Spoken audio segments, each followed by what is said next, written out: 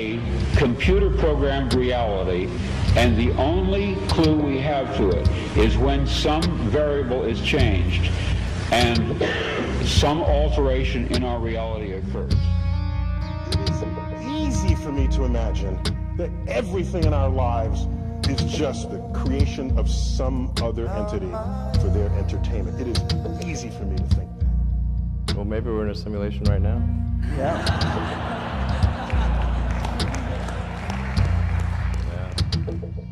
Living in a simulated universe, a computer-generated reality.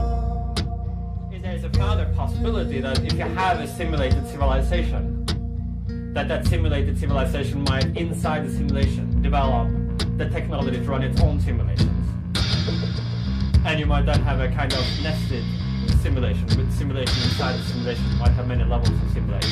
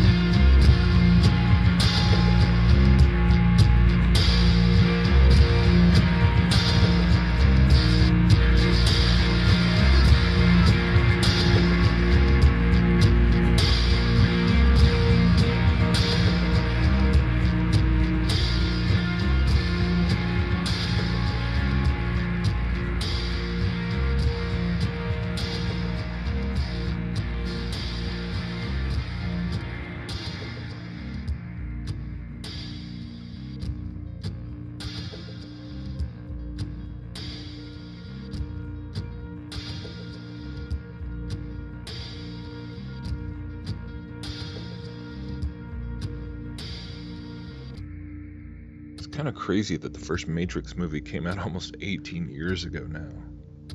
It's kind of hard to believe. I confess, when those movies first came out, I thought they were pretty amazing. But what's amazing to me now is to realize just how impactful those movies, and then of course a whole host of other movies that followed, were in the sense of that they introduced the mass public to the idea of simulation theory and packaged it in a way that was easily, digestible, and it laid a lot of conceptual groundwork for so much that would follow in, not just in science fiction, but in alleged science fact. Once you had this sort of foundational understanding that was established within the cultural zeitgeist. Of course, in the truth movement, in the decade and a half since 9/11, and the increasing number of people who've woken up, largely due to the internet, the Matrix has always kind of served as this like metaphorical touchstone for the whole notion of taking the red pill and waking up to a dystopian reality, and the idea of everyone living within a fabricated illusion and this oppressive control system and everything else.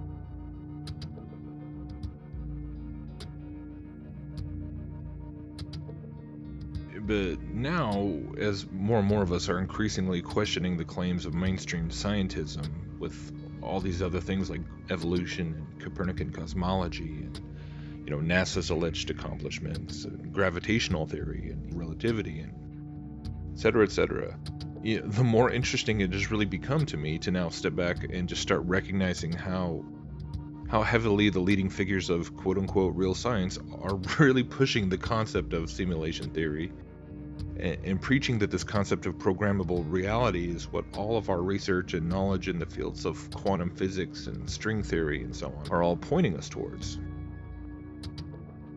I mean, they really aren't even being coy about it at this point. They're just literally coming out and saying point blank that we do live in the Matrix.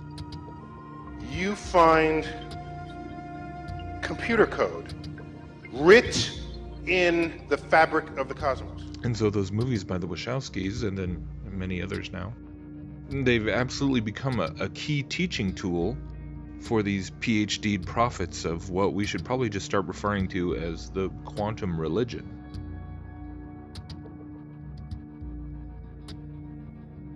You know, and I don't really know how else to look at it now, because that's just what it is. This quantum religion, or quantism, or whatever we want to call it, it's absolutely nothing less than a repackaging of all the ancient mystery school doctrines, just with new terminology and with, you know, a highly manipulated history of how these supposedly scientific theories and discoveries progressed through the generations. The more I study all of this, the more I continually come to the conclusion that so much of what is being claimed and emphasized through the halls of academia and so-called science today is in fact derived from ancient occult teachings through a sort of centuries-long cross-pollination of different systems such as Kabbalism, alchemy, and Hermeticism. And so for me, it's really kind of concerning when I see that a number of people out there who are exploring flat Earth and alternative cosmologies and such, they start considering and then incorporating various elements of simulation theory into some kind of enclosed cosmology. Most of the times it seems because they get caught up, you know, wanting to figure out the map and the model and all the specifics, and then of course they start running into all the same questions and complications with things like the stars or the southern flights, or you know, maybe they get into the whole Pac-Man model idea, you know, and find that compelling with the flat globe, or, you know, whatever else. And so basically what is so ironic is that effectively what they end up doing is rejecting the Masonic Luciferian lies about the globe and space and all of that. But then they just turn around and embrace a different layer of lies from the same Masonic Luciferian source.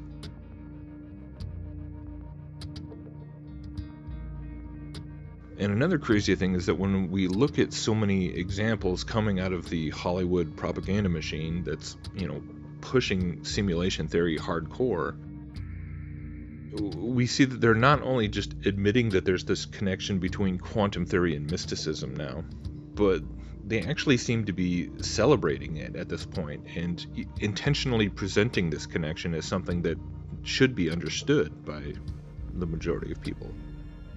Do not try and bend the spoon. That's impossible. Instead, only try to realize the truth. What truth? There is no spoon.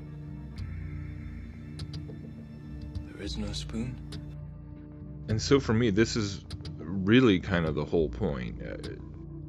One of the real underlying reasons why I see so much of the deceptions of scientism and their occult roots, you know, as having very serious and destructive ramifications, both now and in the days ahead.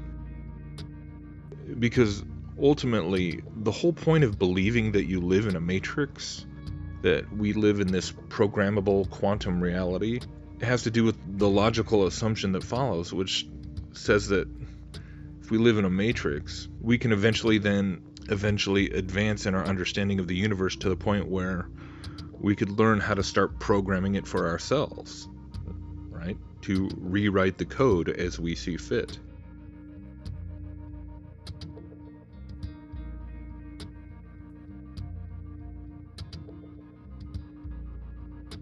And that, in a nutshell, is the Luciferian dream. I mean, that is the essence of magical thinking. This is the mentality of witchcraft. This is the core mindset of Hermetic philosophy. I came across this description of Hermeticism the other day, which I thought was incredibly telling. It says, although there is a link between celestial and terrestrial realms in Hermeticism, the as above, so below maxim, there is the central idea of progress of knowledge and advancement in learning. In the Hermetic tradition, nature is investigated through observation, experimentation, and illumination. The purpose is to discover and detect that which is invisible and find the hidden linkages between things. The magical tradition within Hermeticism endeavors to discover the influence of one thing over another, to understand phenomena and how to manipulate them. And that right there is what the entire cult of scientism is ultimately preaching. That through our advancement in technology and understanding of the laws of the universe, through our evolution as a species, we can eventually become all-knowing, all-powerful, and become immortal. So these concepts of metaphysical mastery and psychic power, which we see constantly being portrayed and glamorized in movies and TV and video games, through whether it's science fiction or fantasy or superheroes or so much more. These are all absolutely representations of the very thing that the book of Revelation prophesied about long ago. And they are descriptions of the attributes of a coming one world leader, a false messiah, the Antichrist. The Bible tells us that the whole world will marvel and say, "Who is like the beast? Who can make war with him?" And the vast majority of mankind at that time will take his mark and give their eternal allegiance to him, because they believe that he's mastered the secrets of the universe. They will worship a, quote, god of forces, who I believe is really just Lucifer, the ancient serpent, or the dragon.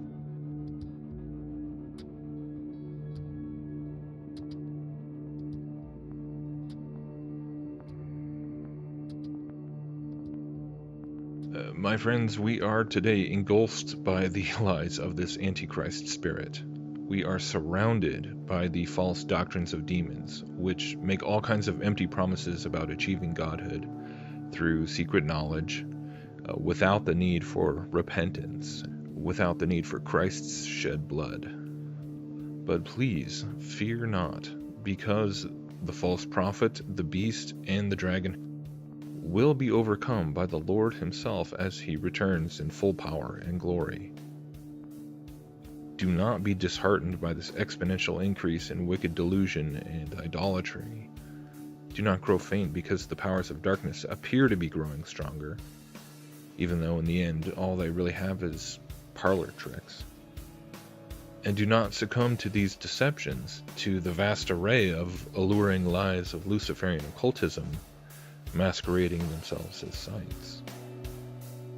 Instead, look to the Lamb who sits on the throne, the one whose voice the very wind and the waves obey, the one whose name the very rocks will cry out in praise if no one else will. He is your refuge. He is our strength and our salvation.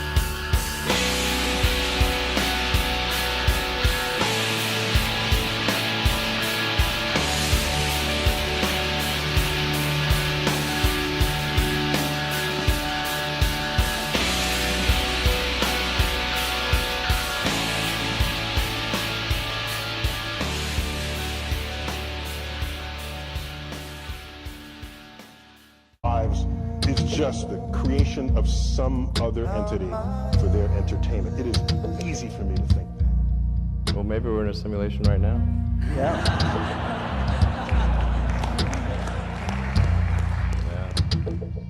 Living in a simulated universe, a computer-generated reality.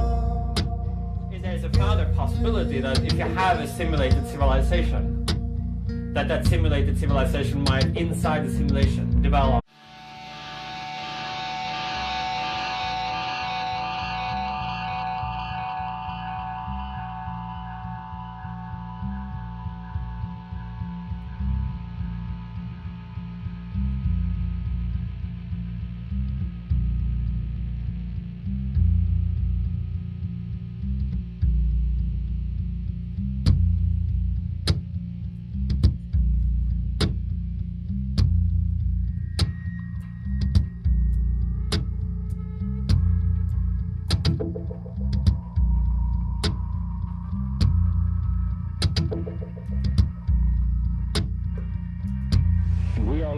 in a computer-programmed reality, and the only clue we have to it is when some variable is changed and some alteration in our reality occurs.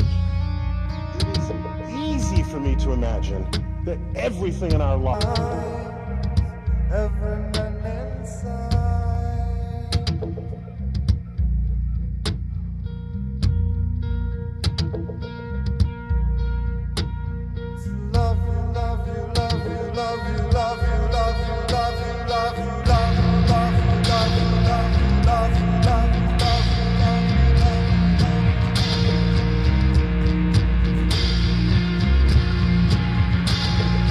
the technology to run its own simulations. And you might then have a kind of nested simulation with simulation inside the simulation. You might have many levels of simulation.